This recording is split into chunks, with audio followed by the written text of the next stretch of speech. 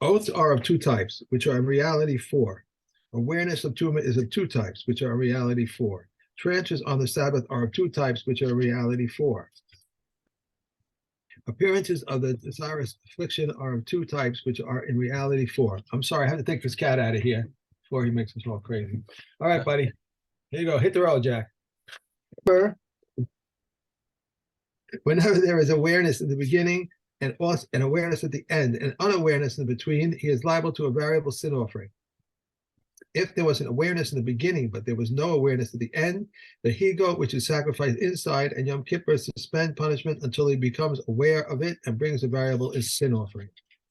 If there was no awareness in the beginning, but there was awareness at the end, and the he-goat, which is sacrificed outside, and Yom Kippur atone, as it is said, aside from the sin offering of the atonements for what this one atones, this one atones. Just as the inner one atones only for a case in which there was an awareness, so the outer one atones only for a case in which there was awareness. Okay. So Mishnah Daled. So this is I must confess the Mishnayos that we deal with in this parak are very difficult, because we're talking about arguments between the different about when was the person aware of his avera, and which korbanos serve as a kapara for him, and a lot of these things don't appear to have like a practical nafkamina. About what? Okay, so fine, he got his kapara. Does that mean? But tachlis, does it actually change his life? Does it change anything in practice? So in some cases it'll say fine, he doesn't need to bring his korban, and we'll see one or two cases where because he went through a Yom Kippur and now he doesn't have to bring a korban. But most of the time, in any case, when a person becomes aware of his avera, he's going to have to bring his korban. So a lot of the argument over here is kind of metaphysical.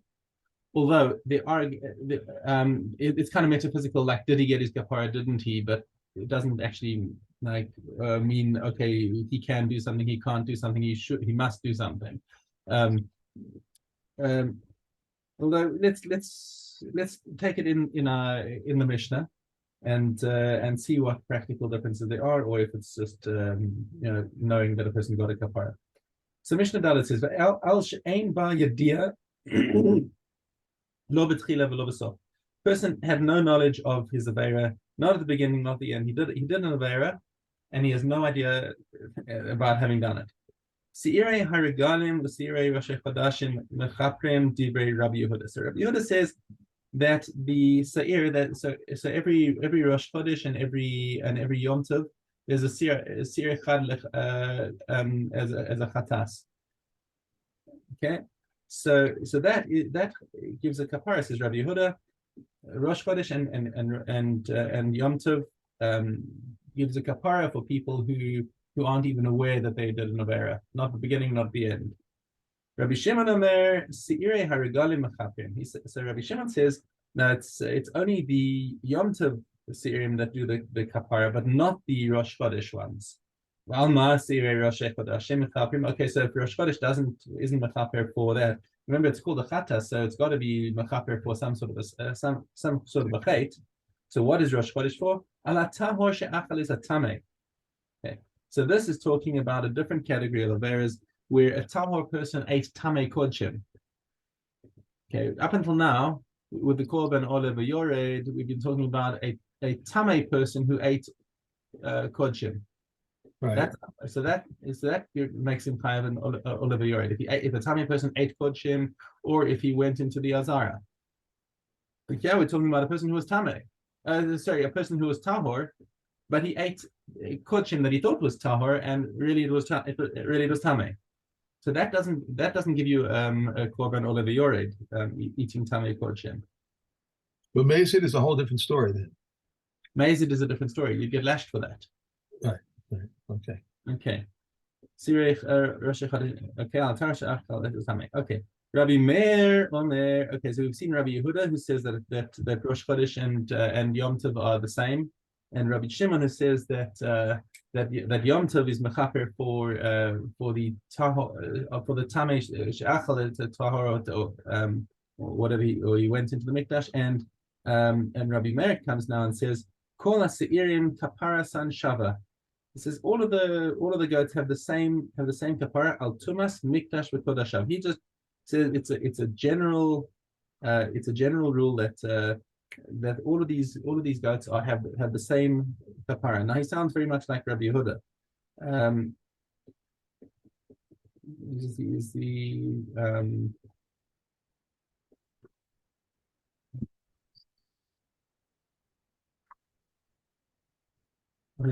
he says nafkamina l'tzuma she'eran ben musaf musaf said musaf said like the difference.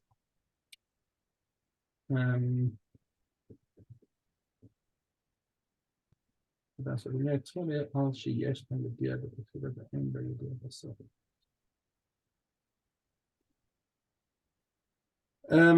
Okay, so Rabbi Meir says that all of the he goats that come as a chatas have equivalent function for a general thing of any kind of tumas mikdash v'kodashav. So where Rabbi Yehuda at the beginning seems only to be talking about a tameh person who was involved in either eating kodesh or going into the mikdash, Rabbi Meir extends it to everything, even a tahor who ate tameh.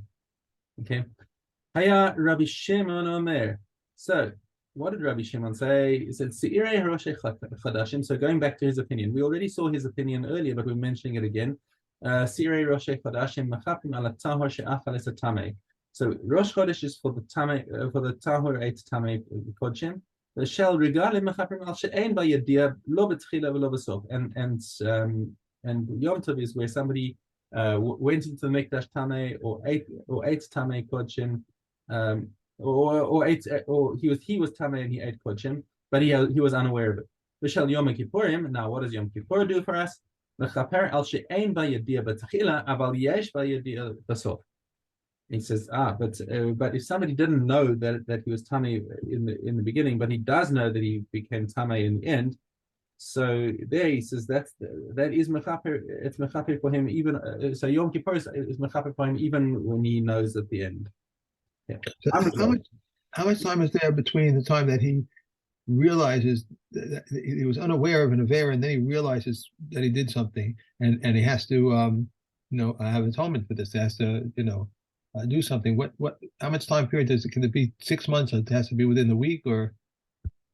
No, I mean, look, in general, when it comes to donative offerings, if somebody makes a medava, he has 3 regalim to bring. Right. When somebody has a chiyuv to bring sayachatas, there's no. I'm not aware, let me say, of any time limit where somebody has to bring his chatas within a certain amount of time. But the person himself would want to bring it as soon as possible because, like, especially for a chatas, he's got a kares hanging over his head. So like, oh, I want to get my kapara now. Why do I want to push this off? Right. Okay. Really, the person who wants to bring a chatas should want to bring it soon. Immediately, okay. But I don't think there's any statute of limitations here. So now Rabbi Shimon has made this distinction between Rosh Chodesh and Shalosh Regalim and Yom Kippur. Okay. Amrullah, so his colleague said to him, Mahu sheyikrivu ze b'zeh. What happens if, for example, you have the seir that was separated for Yom Kippur, for the Musaf of Yom Kippur. We're not talking about the Shnei Seirim. We're talking about just the regular Musaf offering of Yom Kippur. Okay, and it got lost. And they said, okay, well, let's bring another one. We can't wait. So they bring another one, and then afterwards they find the seir that they'd set aside for the Musaf of Yom Kippur. Okay. Oh, and they found it before the next Rosh Chodesh or before Sukkot. Let's say even before Sukkot. In only a couple of days they find it, and now they want to bring this one as the chatas for Sukkot, seeing as it had already been designated. But what about that? Can they do that? Amar Lahem Yikavu. Yeah, fine, no problem. You can do that. So now they say, Hoil ve'ein kapara san shava. You say that the kapara of Yom Kippur is different from the kapara of Yom Tov or of Rosh Chodesh. How could you switch it and say that this goat that had been designated for Yom Kippur can now be brought in Sukkot? He says, yeah, but they're still at least under the same category. It's under the same heading, even if it's not exactly the same avera. It's still under the category of Tumas Hamikdash v'Kodashav. So therefore, he has no problem with switching them. Mishna, hey, Rabbi Shimon ben Yehuda Omer Mishmor. So Rabbi Shimon ben Yehuda says in the name of Rabbi Shimon. These are the singers we're following on from the previous Mishnah. Seirei Roshei Chodashim mechaprin al hatahor she'achal es hatame. So the goats of Rosh Chodesh are mechaper on tahor who ate the tame. We already learned that a couple times in the previous Mishnah. Mosif alehem shel regalim. Now, in addition to them, on Yom Tov, shemechaprim al hatahor she'achal es hatame. It's not a separate thing. It's in addition to.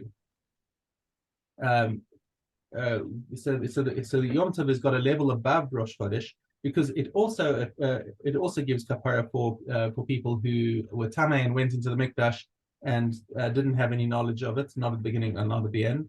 Mosif alehem shal Yom Kippurim, and Yom Kippur has an additional level. שאין מכפרים על הטהור שהלכה לטמא ועל שאין בה ידיעה לא בתחילה ולא בסוף ועל שאין בה ידיעה בתחילה אבל יש בה ידיעה בסוף. So it's not that they're separate things. This one does A, this one does B, this one does C. They're increasing levels. This one does A, this one does A and B, and this one does A, B, and C. So the highest level is the Seir of Yom Kippur.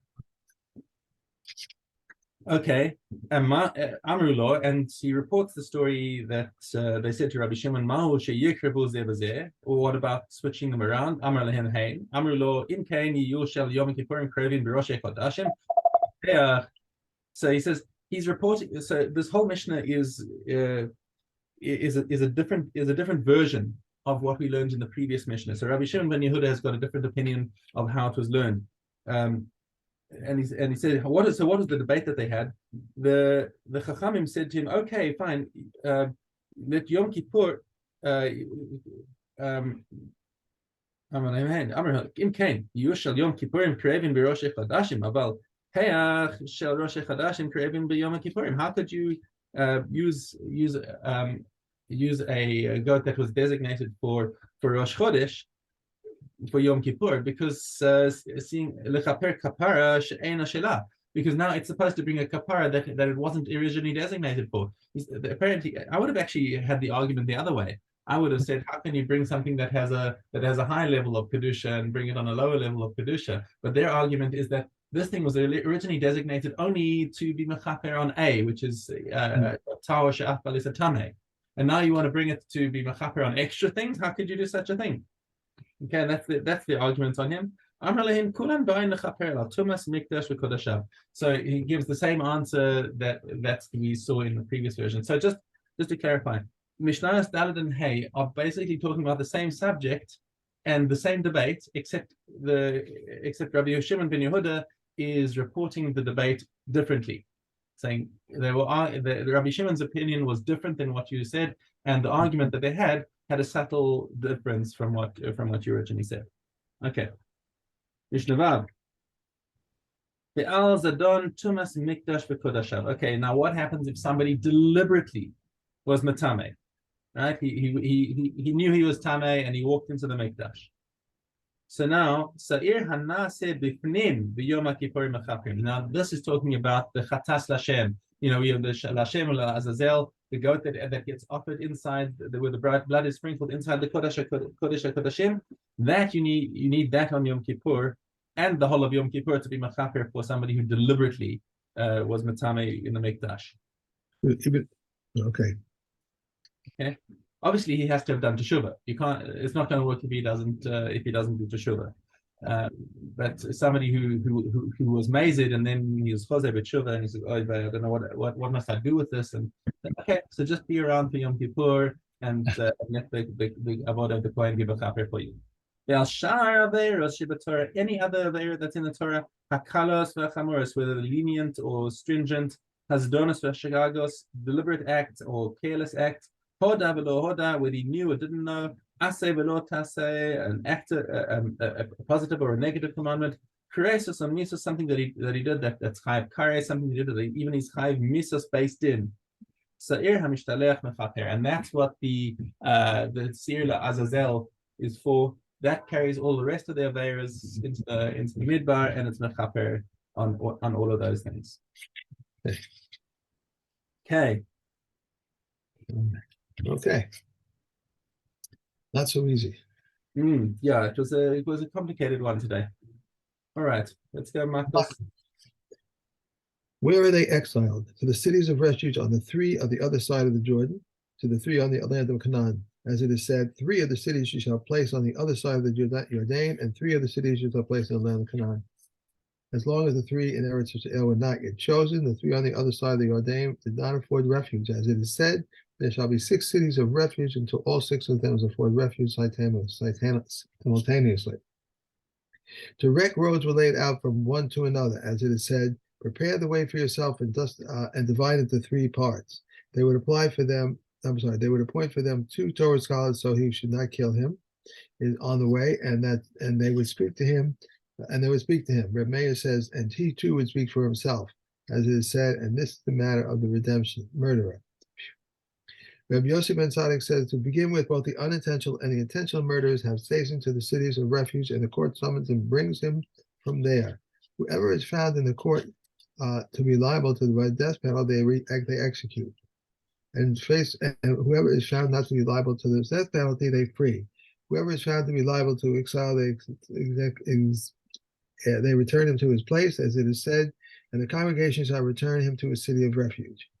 Whether the Kohen Gadol was anointed with the anointment oil, or one was transported by donning the additional vestments, or the one who has stepped down from his position, his death allows the mitter to return. Rabbi Yehuda says, even if the death of the Kohen anointed for the battle allows the murderers to return, therefore the mothers of the Kohen would supply them with food and clothing so that they should not pray for them to be sons to be died. After the sentence was passed, if the Kohen Gadol died, he is not exiled. If the Kohen Gadol died and did betray him, if the Kohen Gadol died before his sentence was passed, they appoint another in his stead, and then his sentence was passed, and no returns upon the death of the second one. Right.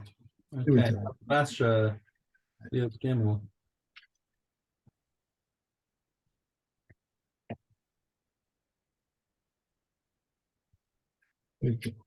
We may write against for a man even though his wife is not with him, and the receipt for a woman even though her husband is not with her, provided that we recognize them and the husband pays the fee.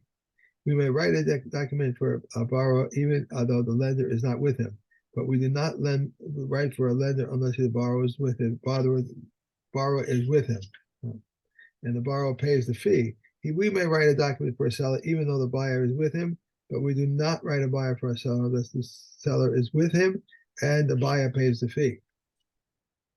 We do not write documents of betrothal and marriage except with the knowledge of both parties, and the groom pays for the fee. We do not direct the stipulated care contract and a rental contract except with the knowledge of both parties, and then it pays the fee. We do not write documents of designation or any court documents upon which the knowledge of both parties and they both share in the fee. Rabbi Shimon ben Gamliel says some of them write 2 documents and 1 for each party. Okay. One more? Yep. One who paid part of his debt and gave his loan documents to a third party and said to him, if I do not pay you between now and such a day, give him his loan document. If at the time came and he did not pay, Rabbi Yossi says she should give the document, and Rabbi Yossi says she should not give the document. Okay. Let's see. Tradition. Right, okay.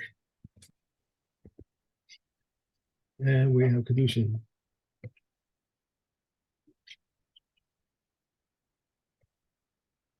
Okay. David Hay. From the altar and upward is not investigated, nor from the platform and upward, nor from the Sanhedrin and upward. Anyone whose ancestors was known to have been from the public officials or from the charity collectors may marry or his daughters to a Kohen. and it is not necessary to investigate their descent. Rabbi Yossi says also was one who signed as a witness to the court of Jerusalem in Sephora, near Sephora. Rabbi Kanina says also one who listed in the king's army. Left out something. I left out the whole part here. Anyone whose ancestors were known to have been from the public officials or from the charity collectors may marry off their daughters to a Kohen, and You just read that one, yeah. I left it out. Okay, I'm sorry. The daughter of the male Kahal is disqualified for marrying a Kohen forever. If a non-Kohen married Kalala and his daughter is qualified to marry a Kohen, if Kalal married the daughter of a non-Kohen, his daughter is disqualified for marrying a Kohen. But Rabbi Yehuda says the daughter of a male proselyte is like the daughter of a male Kalal. Rabbi Eliezer ben Yaakov says if a non-Kohen married a proselyte, his daughter is qualified to marry a Kohen. If a proselyte married the daughter of a regular Jew, his daughter is qualified to marry a Kohen. However, if a proselyte married a proselyte, his daughter is qualified to marry a Kohen. This applies to both a proselyte and marry a Kohen. For marrying a Kohen.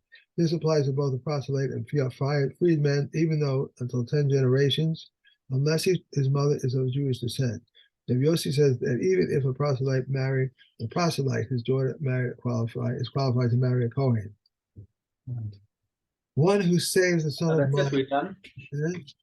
Yeah.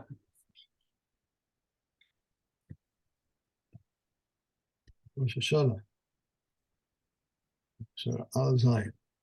The father and son who saw the new moon should go to the Beis Din, and not that they can be to get paid witnesses, but so that one of them is qualified, the second one may be praised, may be paired with another. Reb Shimon says a father and his son and all relatives are eligible from testimony about the new moon. Rav Yossi says it happened that Tuvia, the physician, saw the new moon in January. He, his son, and his friend says slave. In January, no, not January. Jerusalem. I'm sorry, I'm really tired. I'm just, I really. Rabbi Yossi, it happened that Tuvia, the physician, saw the new moon in Yerushalayim. He, his son, and his freed slave, and the Kohanim accepted him and his son and disqualified his slave. But when they came before the Beis Din, they accepted him and his slave and disqualified his son. The following are ineligible as witnesses: a dice player, usurers, pigeon flyers, dealers, and 70 produce and slaves. This is the rule. Any testimony for which a woman is ineligible, they are ineligible for it. If a person saw the new moon but cannot walk, they may bring him on a donkey, and even on a bed. And even if an ambush awaits them, they may arm themselves with sticks, and as if it was a distant journey, they may take food with their hands. Since for a journey a night and a day, they may desecrate the Sabbath and go forth to render testimony about the new moon. It is said, these are the appointed times of Hashem, which you shall declare in their free fixed time. That's it. But I thought they were allowed to desecrate Shabbos. That's right. Right. Exactly what they're saying is that they're allowed to desecrate Shabbos for to aid us HaKodesh. In one incident when there wasn't. Okay. Chapter 6. Beit Shammai says the renunciation of ownership in favor of a poor is a valid renunciation of ownership. And Beis Hillel said is not a valid renunciation of ownership unless it is declared ownerless in favor of the rich also, as in the Shemitah. If all the sheaves of the field are of a cob each, and one of 4 cobs he forgot, then Beit Shammai says it is not shikacha, and Beis Hillel says it is shikacha. The sheaf that is close to a stone fence or to a heap to the cattle or to implements and he forgot it, Beit Shammai says it is not shikacha, and Beis Hillel says it is shikacha. At the beginning of a row, the sheaf's opposite proves it. If the sheaf that is held to bring into the town is forgotten, they agree that it is not shikacha. Okay, what's that? And Caleb.